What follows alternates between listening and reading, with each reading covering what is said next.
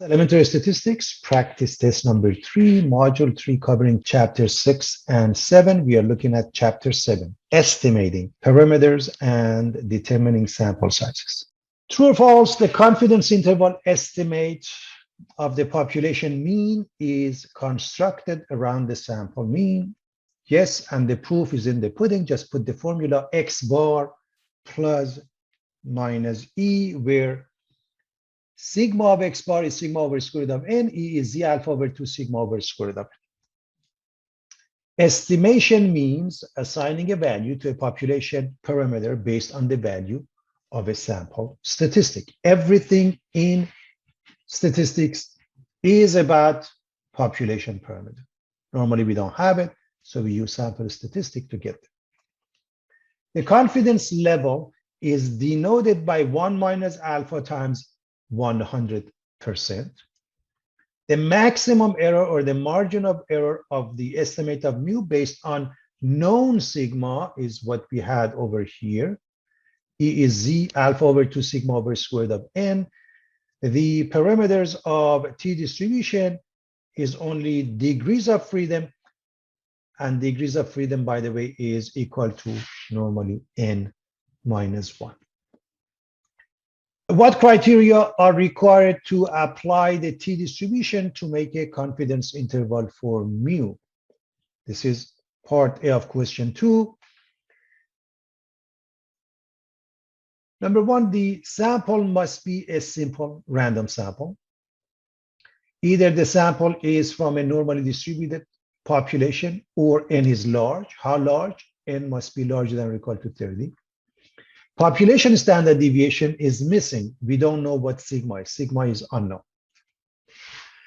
Now we want to find the value of the t. We are looking at the t distribution in a case where sample size is 20, a confidence interval of 95%. The next case, the sample size of 30, confidence interval of 90%. So as far as the table is concerned, if we were to use that, I want to quickly go over that for you. First and foremost, when we say 90, a confidence interval, in the middle, we have the confidence, and to the tails, we have half of alpha. So in this case, which is 95%, 5% is left for both tails. So each tail is 5% divided by 2, or 2.5% for the first case. 2.5% in one tail, 5% in two tails. We need degrees of freedom, n minus 1 or 20 minus 1. So degrees of freedom is 19. So we have the t distribution table. The left column gives us degrees of freedom and starts from 1. We are looking at number 19. So that's the case. At the top, you have area in one tail or area in two tails. We want the area in two tails to be 1 minus 0.95 or 5%. In one tail should be half of that, and the answer is 2.093. We are looking at confidence interval, so it's plus minus that. In the second case, degrees of freedom is 30 minus 1. So it's 29. So we need to go down on the left column all the way until we hit number 29. And we want the area in two tails to be 1 minus 0.9 or 0.1. In one tail, half of that, or 0.05. So this is the area corresponding to 1.699. So plus minus would be the answer for this question. You can always use technology, but here's how you look up the table. If we want to use the technology, we use the t distribution, second variables, inverse t. Inverse t, we put the information, area, and degrees of freedom. You need the left area, and it gives us the answer. I did that for only one of them, not both here, of course, with a lot more decimals. We want to find the critical chi-square value. First case, degrees of freedom is given, area to the left. The next one, N is given with the area to the right. In order to find the answer, the chi-square, you need the degrees of freedom, which is N minus 1, and area to the right. Area to the right. So here's the table. Degrees of freedom is on the left side. And as you look at the area to the right must be given. So when we go back to the first one, we need to find degrees of freedom. It's given. You don't have to subtract one. You want the area to the right. The area to the left is given. So you have to subtract this number from 1. So degrees of freedom is given. Area to the right is 1 minus 0.01 or 0.99. Therefore, we are going to the left column to find the number we want, which is 20. And then up here is area to the right. We look for 0.99. And the result is 8.260. And bear in mind, chi-squared is only positive. It starts from 0 and goes to infinity. In the next case, N is given. So degrees of freedom would be N minus 1 or 29. We need the area to the right. The area to the right is given. So degrees of freedom is 29, area to the right is 0.9. So we need to go down on the left column until we hit number 29. And above is the area to the right. Look up the area with 0.9. And it gives us the answer, 19.768. This is how you look up the table. A statistician is interested in estimating at a 95% confidence level the mean number of houses sold per month by all real estate agents in a large city. It is known that the population standard deviation is 1.9. How large a sample should be taken so that the estimate is within 0.65 of the population mean? Again, statistics, we are looking at word problem. What is given? We want 95% confidence interval. It is known that the population standard deviation, somehow this should refer to all or just a sample. It's also a sigma, where E in part A is 0.65. So the very first thing is the translation. We want the 95% confidence interval. These are some formulas we need. Confidence interval x bar plus minus E, sigma of x bar, sigma over square root of n. E is the alpha over 2, sigma over square root of n. And to find n, by the way, if you work with this formula, square both sides and solve for n, you get to this formula. Having said that, for a 95%, that is a common number plus minus 1.96. So from the 95% confidence interval, we know that we use z-score of 1.96 using this formula. Again, where does this formula come from? Look at this one, solve for n. So let's plug it. Z is 1.96, sigma 1.9, this is 0.65. Be very careful with that, 0.65. The whole thing gets squared up. This is what you get. Now, what's important is that this is the minimum sample size you need. You must always round up regardless. If it's 32.1 or 32.8, makes no difference. It goes up. It must be rounded up. I can't emphasize this enough. Find a 95% confidence interval if the mean for such sample size is 3.4. Well, it's x bar plus minus E. If x bar is 3.4, all we have to do, subtract and add E, which is 0.65.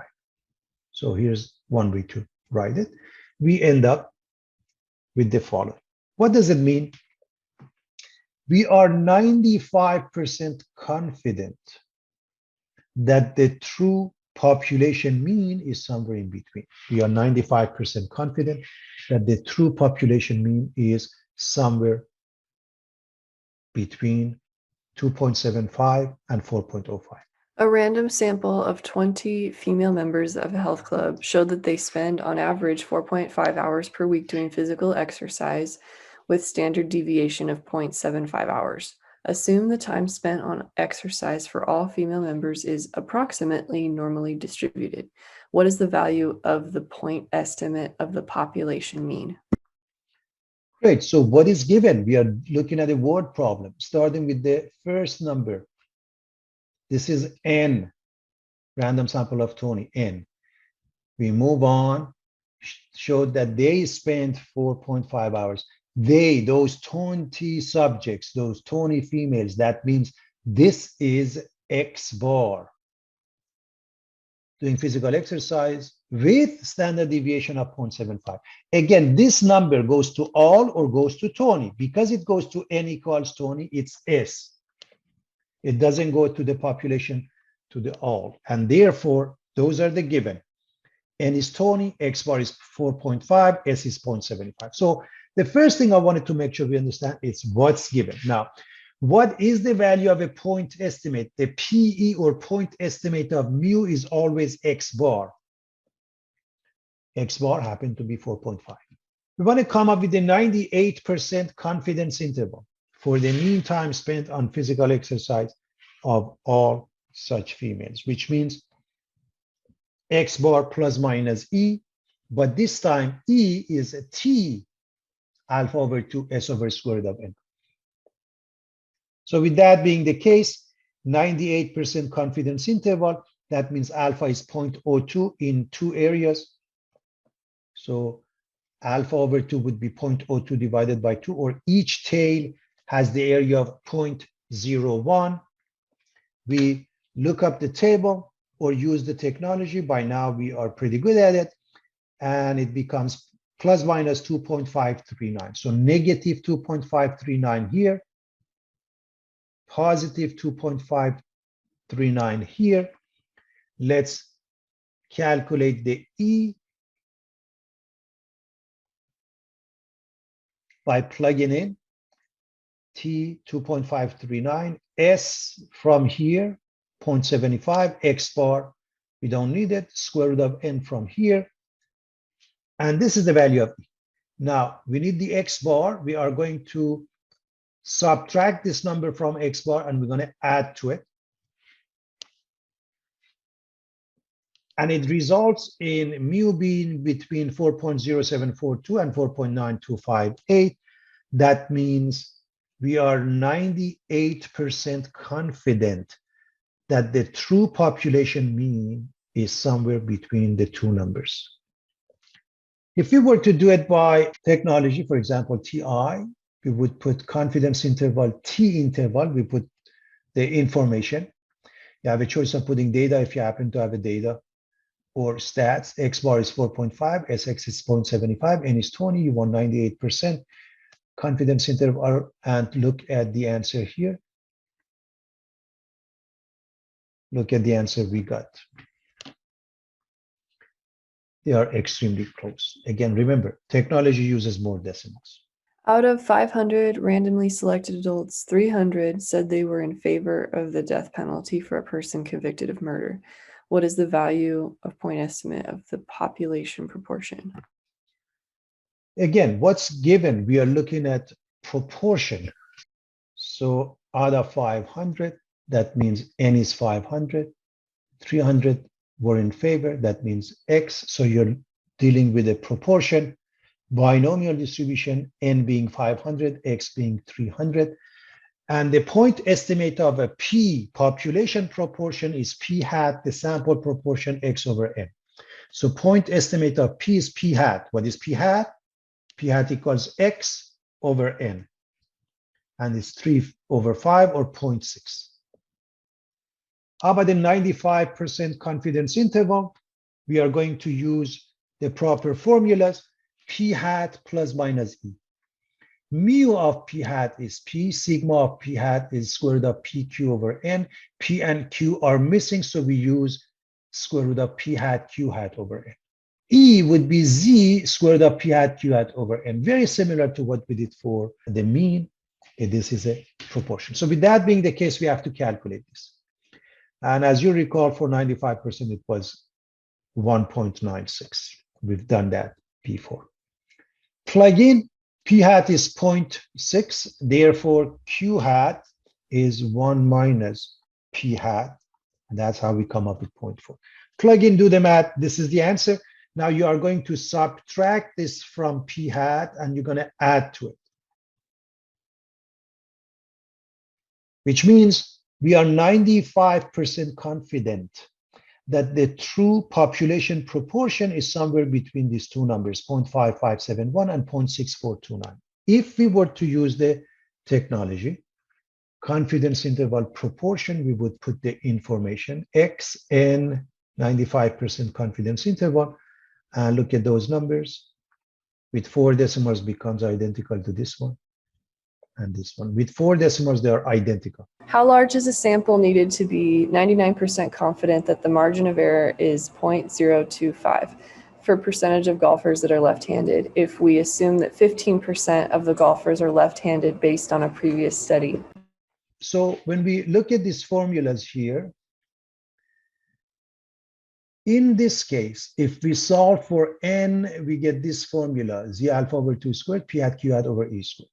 So what is given? We have to write the information. This is a 99% confidence interval we want, and E is a 0.025. So in part A, P hat is 0.15. So what do we do next? We are looking at a confidence interval of 99%. We go to the table or technology, pick up the Z value of 2.575. As always, Q hat is 1 minus that, makes it 0.85. And now we are ready. We put everything we have into this formula. Replace the Z, square it, replace the P hat, replace the Q hat, replace the E and square it, do the math, and we must round up always because the value is a discrete value, an integer. So the assumption was 15% of the golfers are left-handed. What if we don't have any information? We don't have a prior knowledge. In that case, we go with the most conservative estimate by assuming P hat and Q hat are equal and equal to 0.5, both of them. And if you replace the P hat with 0.5, Q hat with 0.5, their product is 0.25. So 0.5 times 0.5 is 0.25. So you can replace this with 0.25. So I want to make sure we understand how this formula changes to this formula. It's the same formula. With P hat equals Q hat equals 0.5, their product is 0.25. Now plug in the same value for Z, the same value for E from part A. And as I mentioned, always round up. So we need a minimum of 2,653. One of the things you want to be careful, this is the most conservative estimate. If this number is not larger than this number, we have made a mistake. This must be larger than this number, always, must be. That's how P hat equals Q hat equals 0.5 will affect the answer. Given n equals 30, x bar equals 80.5, s equals 4.6, assume normal population. Find the 98% confidence interval for population variance and standard deviation. So we need to use these formulas, and pretty much everything is given symbolically. There is not much you have to do. So when you look at these formulas, this is for variance. You have that in your formulation. What about the standard deviation? All you have to do, take a root. So you really have a very simple calculation from here to here. Sometimes they ask for both, sometimes they ask for one. Be careful. This is for the variance. This is for the standard deviation. Either way, you have to calculate this and take a root. Therefore, what is n given? What is s given? What is chi squared of the right? This is chi squared of the right. This is chi squared of the left. This is how you read that. So sigma squared is between n minus 1 s squared over chi squared of the right and n minus 1 s squared over the chi squared of the left. So all you have to do, come up with chi squared of the right and left. So what do we need? We need degrees of freedom. N is 30, degrees of freedom becomes 29. For chi squared, you need the area to the right. So if you look at the chi squared of the right, This is 98%. So each side, so this is 98%. This is 98%. So each tail is 1%. So we need the degrees of freedom, n minus 1. We need the area to the right. For chi-squared of the right, we have the area to the right as 0.01. But for chi-squared of the left, the area to the right is 1 minus 1% or 0.99. So you want to write that first. So degrees of freedom is 29. 98% confidence interval, that means we have 0.02 in both tails. So area to the right for chi-squared of the right is half of that, which is 1%. Chi-squared of the left, area to the left is also 1%, but what about the right? 0.99. And that's something you got to be careful of. With that being the case, let's go look up the table. We need the degrees of freedom. 29, we go to the left column until we hit 29. So at top, for chi-squared of the right, we need the area to the right to be 0.01. So this is the one. For chi-squared of the left, we need the area to the right to be 0.99. So those are the ones that we need. So take a look. This one, chi-squared of the right, 49.588.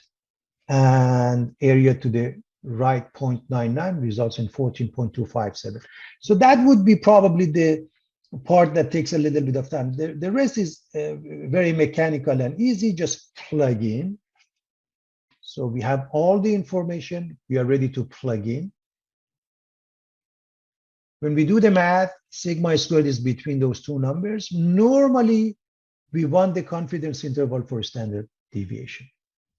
Take a root of both sides, and that means we are 98% confident that the true population standard deviation is somewhere between 3.5178 and 6.5606.